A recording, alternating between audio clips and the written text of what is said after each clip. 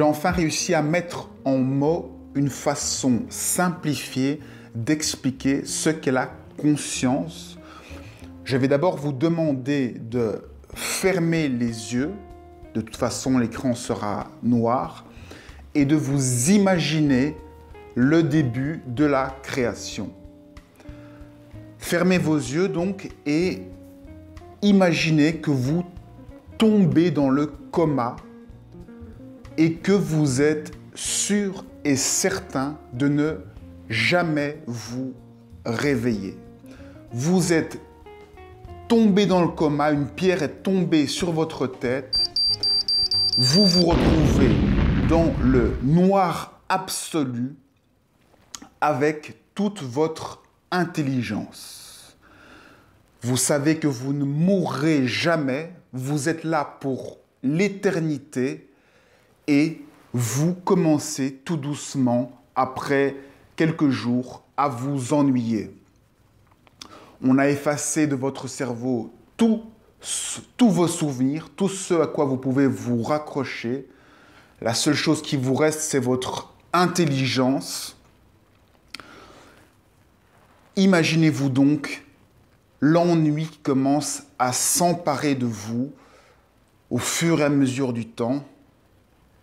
Qu'est-ce qui vient naturellement? Eh bien, vous commencez, comme les enfants qui s'ennuient, à vouloir jouer des rôles.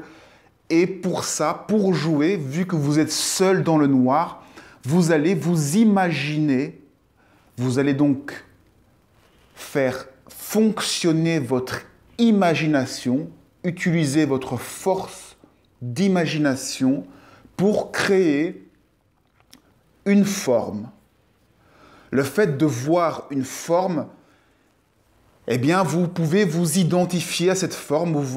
Imaginons que vous créez, vous imaginez un rond et vous vous identifiez à ce rond. Vous vous dites, ce rond, c'est vous. Et vous commencez à imaginer des rôles, mais rapidement, vous vous rendez compte que vous vous sentez seul. Donc, vous imaginez une deuxième personne, un petit carré, et vous, comme Geppetto et Pinocchio, vous amusez à jouer avec ces deux personnages. Il y a un personnage qui est vous et il y a un personnage qui est une autre personne. Et là, vous commencez à imaginer des interactions entre les deux personnes. Et comme un enfant avec ses poupées ou avec ses jeux, vous commencez à imaginer des scénarios. Vous imaginez tout un monde. Vous imaginez par exemple que le rond va se mélanger avec le carré et va donner un petit rond carré. Ce serait l'enfant des deux formes que vous avez imaginées. Et petit à petit, vous allez imaginer tout un monde, tout un univers, toute une conscience. Ça, c'est la première étape. C'est pour vous expliquer comment, depuis rien, on peut commencer à imaginer un monde. Imaginez-vous que vous avez l'éternité devant vous. Donc, au fur et à mesure du temps, ce simple rond va commencer à avoir des facultés. Il va avoir des jambes, des yeux, des bras. Il va pouvoir construire des choses. Imaginez-vous après 300 ans, comment vous allez pouvoir ajouter des détails à tous ces personnages, à tout ce monde. Imaginez-vous maintenant, 3 milliards d'années après, comment cela aura pu évoluer, tous les mondes qui auront pu créer des sous-mondes, etc. Je voulais vous montrer comment un univers pouvait, d'une simple imagination, pouvait prendre naissance, pouvait voir le jour. Vous pouvez rouvrir les yeux maintenant et je vais maintenant schématiser cette construction via un tableau blanc pour vous montrer le déploiement, le développement de cette conscience. Comme je vous l'ai dit au départ, vous êtes dans le noir absolu. On va ici inverser, on va dire qu'au départ, vous êtes dans la lumière totale dans la lumière absolue, il n'y a rien que de la lumière. On va dire que c'est l'absolu. Ça, c'est une surface qui est infinie, qui n'a pas de limite. C'est comme ça qu'on définit l'absolu. C'est quelque chose qui n'admet aucune limite. Donc, vous avez fermé les yeux, vous êtes tombé dans le coma. Et là, par le pouvoir de la pensée, donc ici, je vais faire une bulle, comme dans les bandes dessinées. Je fais un fil à terre, une bulle. Et par la force de l'imagination, vous allez formaliser des pensées. Vous allez donner forme à des pensées. Vous allez imaginer un scénario. Votre première pensée, ça va être d'imaginer un écosystème qui serait, par exemple, la conscience.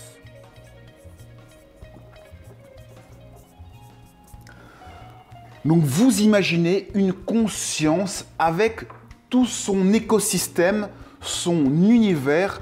Vous imaginez le monde de la conscience. Une fois que vous avez imaginé ce monde, donc quand je dis vous, c'est toujours cette surface blanche, vous êtes toujours cette surface blanche, et vous voyez que la surface blanche, elle est partout, même dans le monde de la conscience que vous avez imaginé. Dans cet endroit où vous vous êtes imaginé, dans ce monde de la conscience, eh bien, ce monde de la conscience va imaginer à son tour, par la force d'imagination, la force est une flèche, la conscience va imaginer le monde de l'âme, tout un système de fonctionnement d'âme. Donc la conscience va imaginer, va se diviser en petits morceaux et va créer plein d'âmes qui vont expérimenter des choses. Donc, ici je mets un S à monde, et ici à conscience aussi je pourrais mettre un S, parce que la conscience va imaginer, ici j'ai fait une bulle, mais il peut y en avoir plein, cette conscience peut imaginer plein de bulles, plein de mondes et de bulles. Donc la conscience va imaginer le monde des âmes.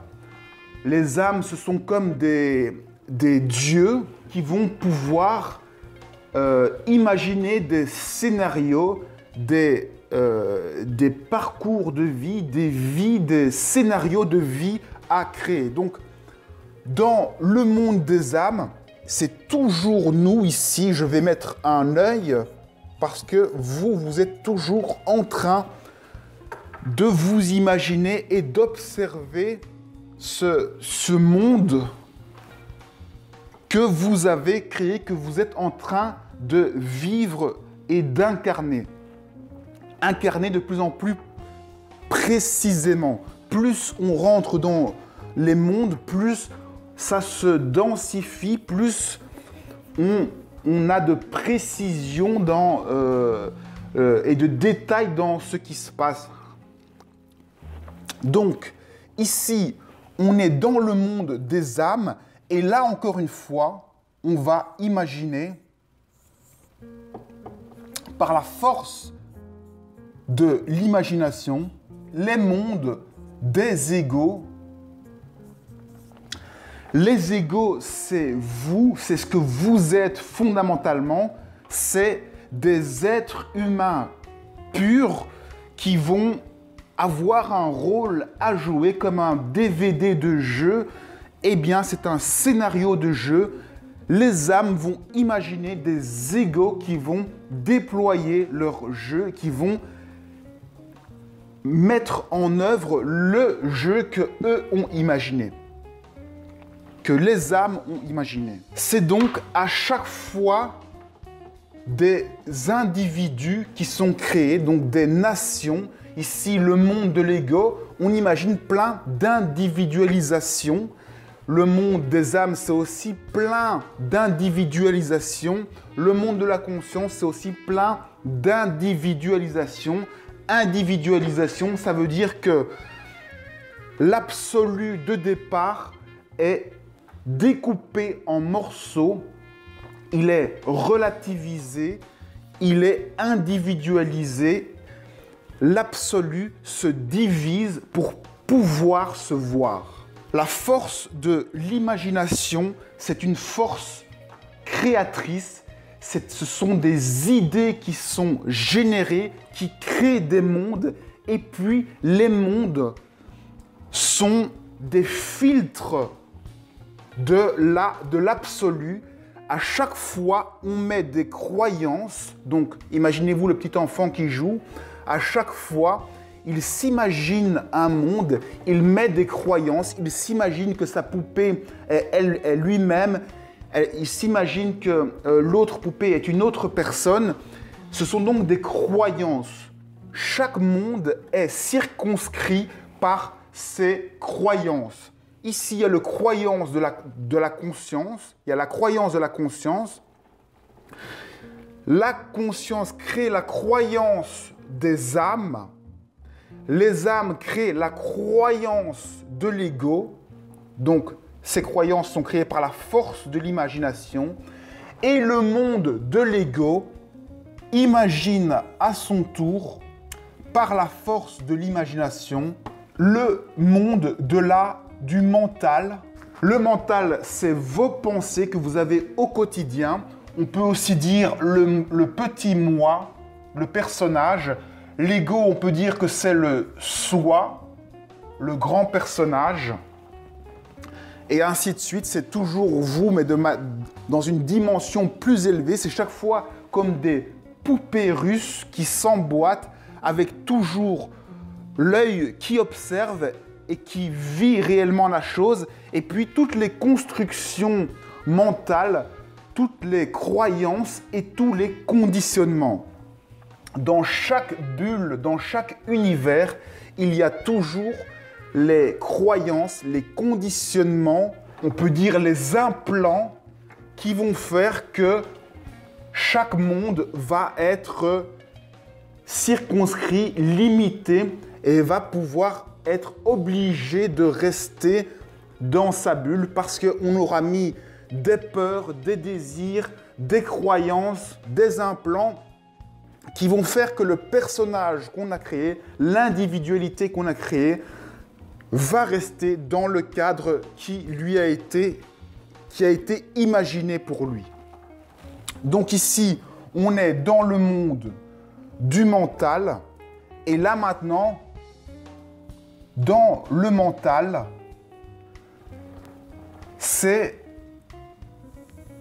votre quotidien, c'est votre force d'imagination, FI comme force d'imagination, ce que vous imaginez dans votre vie de tous les jours, c'est votre part divine.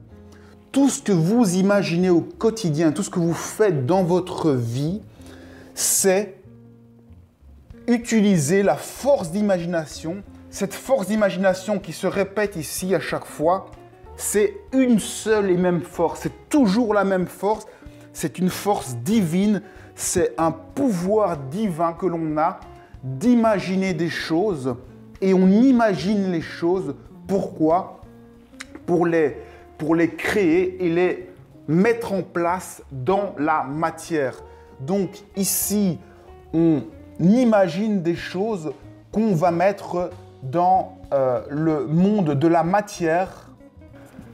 Donc la matière, c'est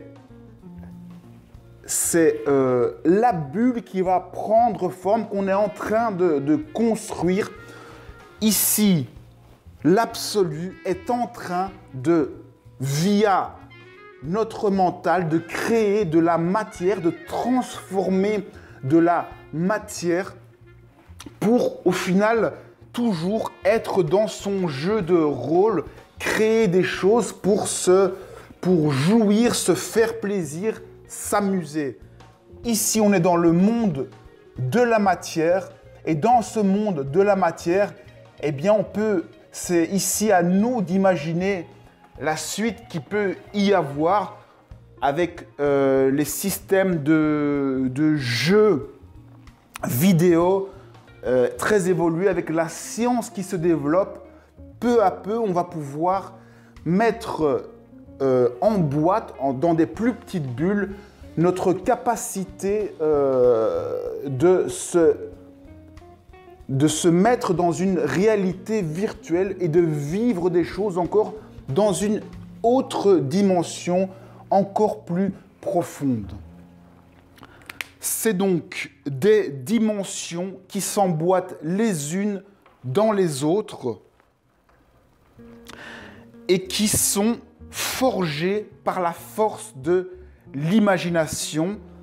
Notez que c'est toujours une seule et même personne qui vit tout cela, c'est l'absolu. Vous êtes une part de l'absolu. Avoir du pouvoir, retrouver son pouvoir, c'est réaliser que dans votre vie de tous les jours, vous pouvez faire tout ce que vous voulez pourvu que ça rentre dans le cadre de votre bulle, que ça rentre dans le cadre de vos propres lois que vous avez créées. Et si vous voulez avoir plus de marge de manœuvre, de libre arbitre, de liberté, eh bien, vous devez vous dégager, sortir de votre bulle. Et donc, pour sortir de la matière, il faut se dégager de la matière. Pour sortir du mental, il faut se dégager du mental. Pour sortir de l'ego, il faut se sortir de l'ego.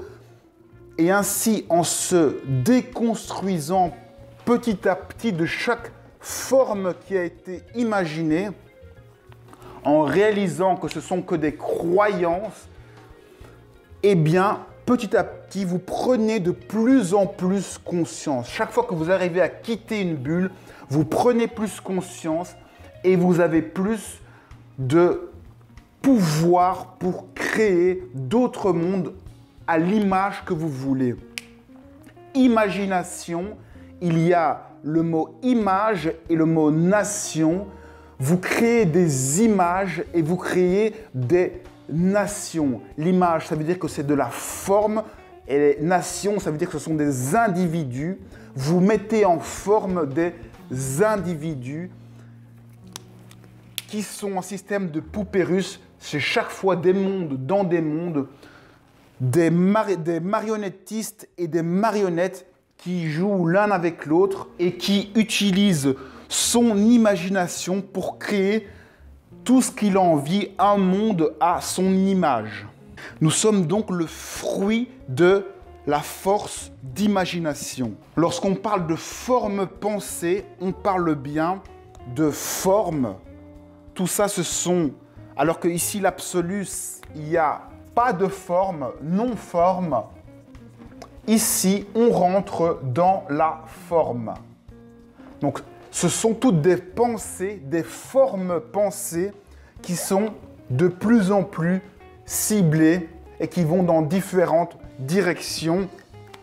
Ici, j'ai fait une bulle, mais il faut imaginer que chaque fois, ce sont des milliers ou une infinité de bulles qui vont dans tous les sens à mesure de la force de l'imagination, de ce que l'imagination a voulu mettre en place. Et donc, pour remonter, c'est tout un chemin où on doit se dégager petit à petit de toutes les formes, de toutes les croyances, de toutes les pensées. C'est ça pour moi le développement impersonnel, c'est se dégager petit à petit de toutes les formes pour avoir justement de la force d'imagination sur ces formes, pour pouvoir réarranger la forme comme on le veut avec toute notre liberté. C'est donc la force qui crée la forme. C'est la lumière qui crée la matière. Vous aurez compris aussi que chaque fois, chaque niveau est de moins en moins conscient. Plus vous vous approchez du centre, plus vous vous rapprochez du robot. Et plus vous vous éloignez du centre, plus vous avez du libre arbitre, de la liberté, plus vous avez de pouvoir de création sur les autres mondes, sur les autres univers, sur les autres bulles.